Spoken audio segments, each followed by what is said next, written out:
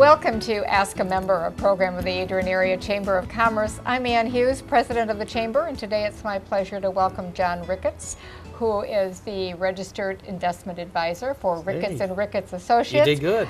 Better, as he told me, better known as the boss. I'm the boss. You're the boss. Kind of have to remind you today. that from time to time. Nice to meet you, Ann. You bet. Tell us a little bit about your business. How long have you been in business? Oh my Where are goodness. you located? What do you do? Make me old. What do you do it for? Yeah, well, I've been, I think it's my 37th year. Been in the business, yeah. You are older than I thought. And I've been right here downtown Adrian. We've got probably a little over 400 clients. Wow. We manage about $60 million of invested assets, so that's quite a bit of money in this community. So that we're handling for our clients. And out of those clients, probably 90% of them are 60 years and older. So retirement planning is really what our forte is, what we're really good at. And we try to provide the best service we can for our clientele. But hopefully we're a little bit different than other advisors in the area, and that to me service is what the name of the game is. Not that others don't do that, but we approach a little bit differently because we help clients. We bring in a team of people. So we have attorneys that we work with, we have accountants, CPAs, we have trust officers, those types of things, and we bring the whole package to the client to make sure we're looking at everything as far as their planning, not just their dollars, looking at investing, that type of thing. If somebody comes in and wants advice, depending on the size of their portfolio, or if they've just won the lottery, you'd got a couple of those. You'd sit down at the table with all of these folks and look at the entire package. We actually have a three-step process that we ask clients to go through. The first step, we have like 3 meetings basically. The first meeting is our initial meeting. Let's just meet, don't bring anything, let's just talk. Let's take 45 minutes, an hour to get to know each other. Tell me why you're here, what can we do for you, and what's your situation, what are we trying to accomplish. And then we take some of the time to talk about us, what we do for our clients. What it's doing is helping us to see, are we the type of planner that you want to work with? Because remember, this is their monies. These are their livelihoods. This is the monies they're having. We don't want to be making a lot of financial mistakes. We also want to make sure we're comfortable with who we're working with. But also we're looking at them too. We want to make sure this is the clientele that we're looking for too.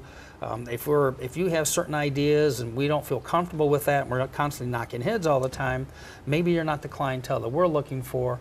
But we don't stop there. We'll help you to find somebody else that maybe can be a little more comfortable for you. So sometimes you might turn a potential client down. Yeah, but don't just leave them go. If they would like, we can help them to find another advisor that maybe they'd be more comfortable with.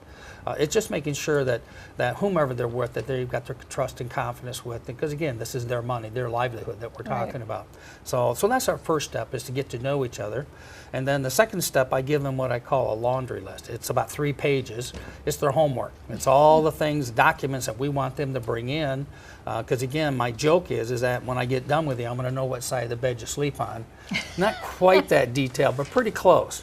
Because the more we know about you, the better recommendations that we can make and make sure we're doing the best job for you. So they take that laundry list and they go through, and it's gathering all the documentation.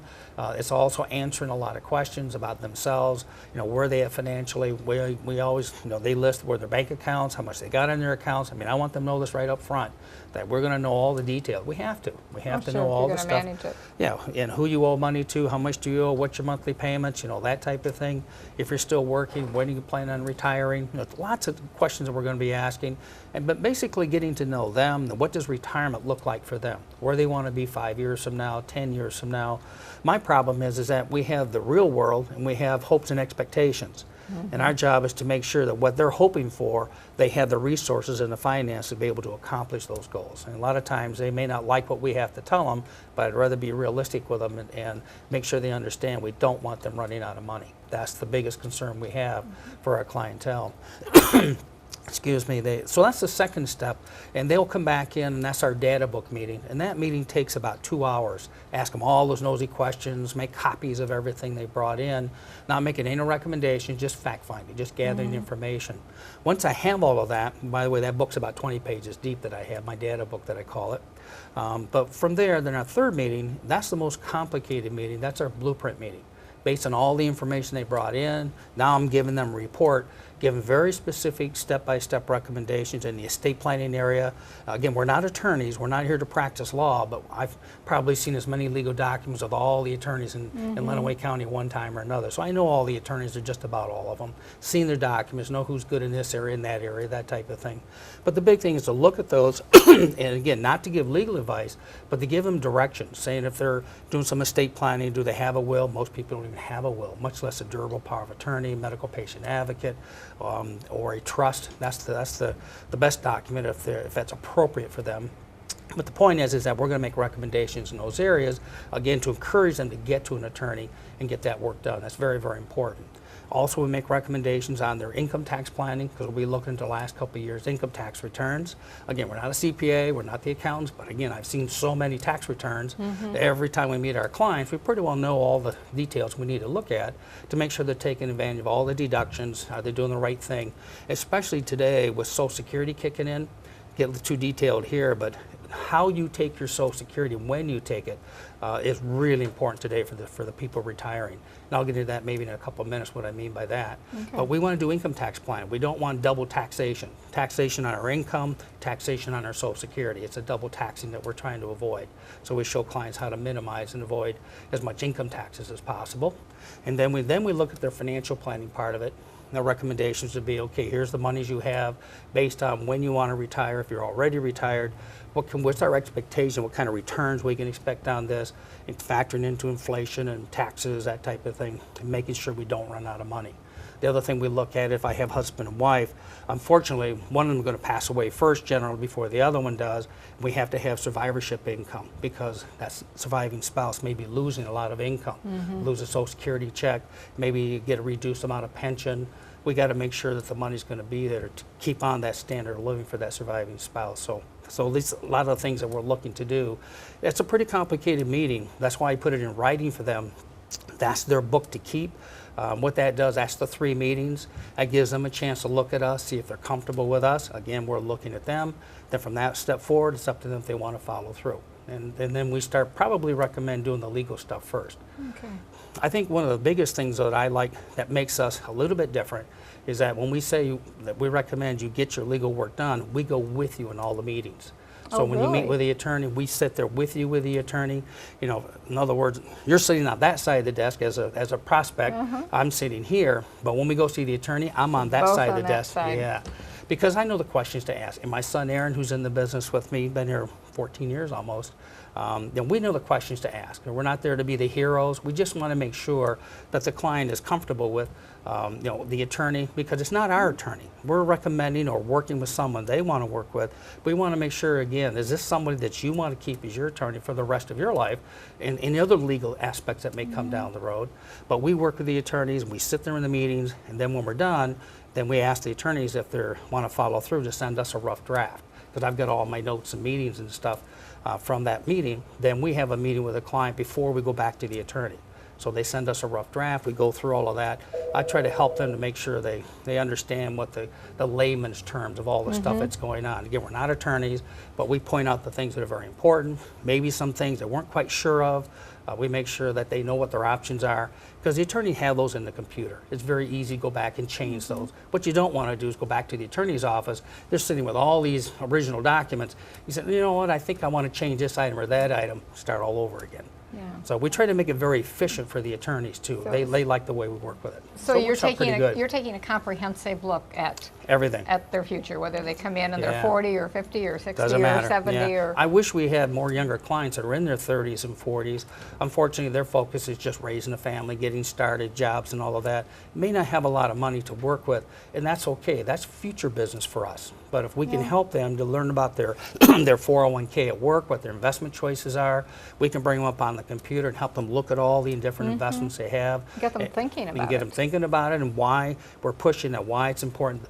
It's about time of investment, not the timing of it. You know, when to get in, when to get out. That's what everybody hears about.